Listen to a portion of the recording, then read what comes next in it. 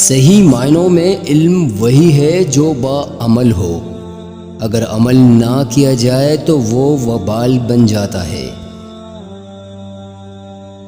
جس شخص کو اللہ تعالیٰ پسند کرے اسے کیا پرواہ کہ مخلوق اسے پسند کرے یا نہ کرے۔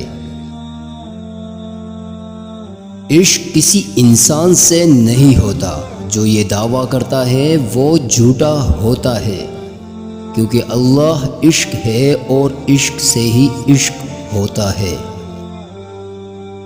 نفس 4 چیزوں سے ہلاک ہو جاتا ہے: خاموشی کا خنجر، بھوک کی تلوار، لوگوں کے مجمع سے الگ تلگ رہنا، کم سونا۔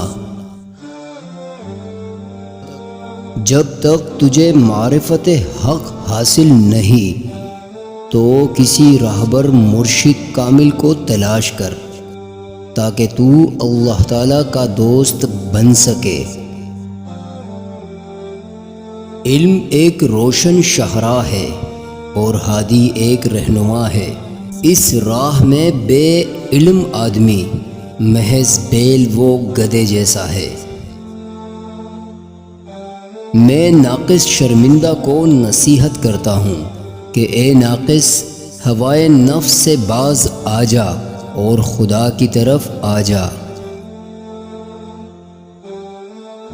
مرشد کامل وہ ہے جس کی ایک نظر 1000 سال کے سجدے سے زیادہ فضیلت اور علم رسمی سے زیادہ اثر رکھتی ہے۔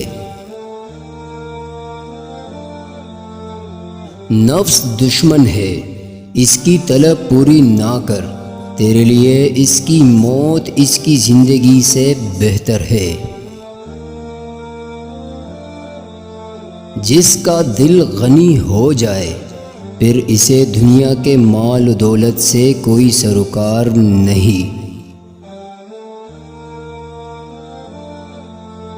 نفس سے ہوشیار رہو، خدا اس کے شر سے محفوظ رکھے۔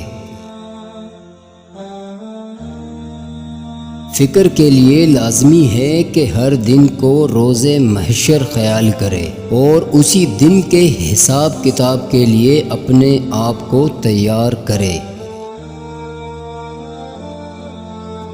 جو شخص اس میں اللہ سے منع کرتا ہے وہ یا تو کافر ہے یا منافق ہے اور یا حاسد و متکبر ہے۔ کھانا اور سونا عشق کے مرتبے سے انسان کو دور لے جاتے ہیں، اس لیے اس سے اجتناب ہی منزل عشق کی انتہا تک لے جانے کا باعث ہے۔ ذکر اللہ کے بغیر دل ہرگز زندہ نہیں ہوتا اور نفس ہرگز نہیں مرتا۔ عورت ذات 3 چیزوں پر مان کرتی ہے: حسن، جسم اور دولت۔ اس کے برعکس اچھی عورت اگر مان کرتی ہے تو صرف اپنے شوہر پر۔ مال و دنیا فساد اور جھگڑے کی جڑ ہے، جو اس سے بچ گیا وہی حضور الہی کا حقدار بن گیا۔